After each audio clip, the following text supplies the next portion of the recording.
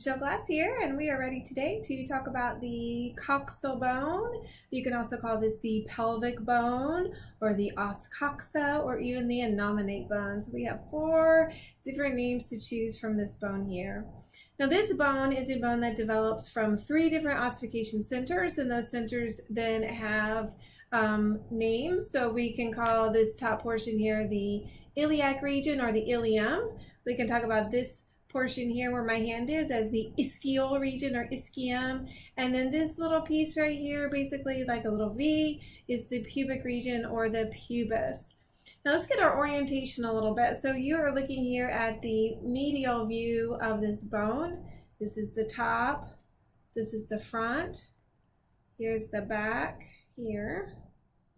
This view here with this big socket is going to be the lateral view. We're still at the back here and the front here.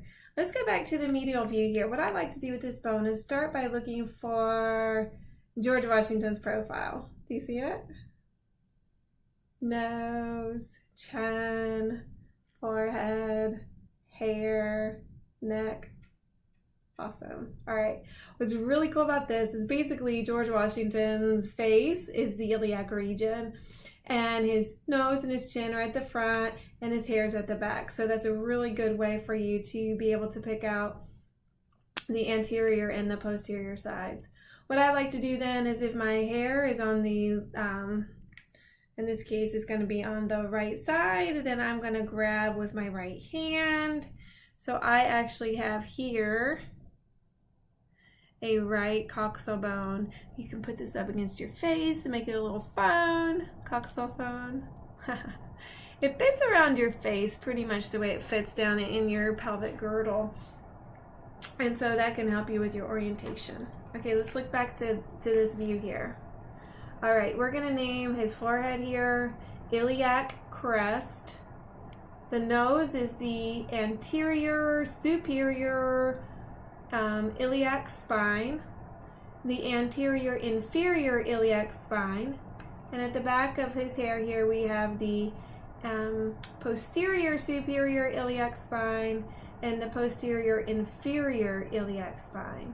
And then this depression here where you can stick your ear when it's a phone is the iliac fossa. Let's look next at the part where I like to hold this model with my hand. Let's look next at the ischial region. You have here what's called the greater sciatic notch, ischial spine, ischial tuberosity, all these bumps and grooves here.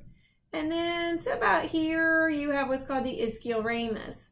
The ischial ramus is going to connect to the pubic bone or pubic region, pubis. Okay, so from the ischial ramus, let's find the inferior pubic ramus, pubic symphysis, where the pubic bones connect to each other, and then the superior pubic ramus.